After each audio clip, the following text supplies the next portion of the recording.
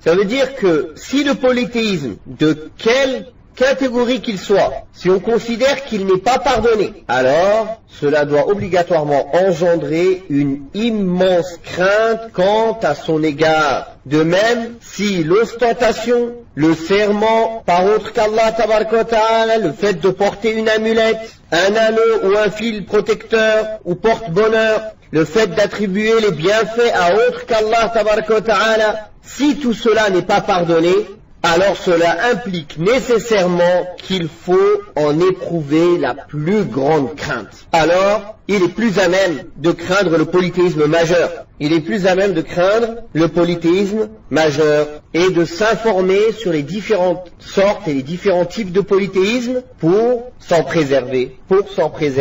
D'ailleurs, comme il est rapporté dans le Bukhari et Muslim, Hudayfa ibn al-Yaman, radiyallahu anhu, a dit, les gens questionnaient le messager d'Allah sallallahu alayhi wa sallam à propos du bien, alors que moi, je le questionnais à propos du mal, de peur qu'il ne me touche. De même qu'il a été rapporté de Omar ibn al-Khattab, radiyallahu anhu, qu'il a dit, chaque anse de l'islam sera détruite et défaite une par une si les gens grandissent en islam sans avoir connaissance de la jahiliya. Effectivement, dans certains pays musulmans particulièrement, où l'enseignement était l'enseignement du tawhid et de la sunna depuis leur enfance, mais parfois, beaucoup d'entre eux n'ont pas pris garde du shirk, du polythéisme, n'ont pas trop pris garde des péchés, des déviances, des perversités qui existent. Alors comme ils ne les connaissaient pas, ils étaient très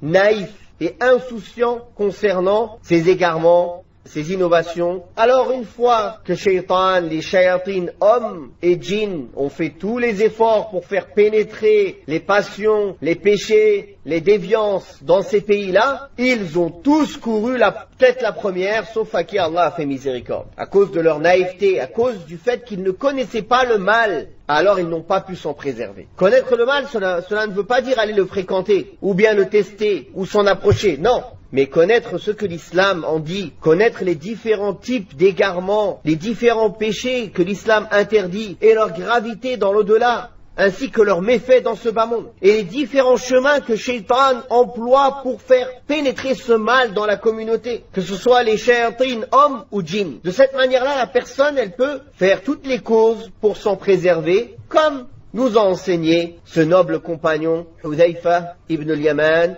et le calife, l'imam Omar al-Farouq, radiyallahu anhum, qu'il faut connaître le mal pour en être préservé.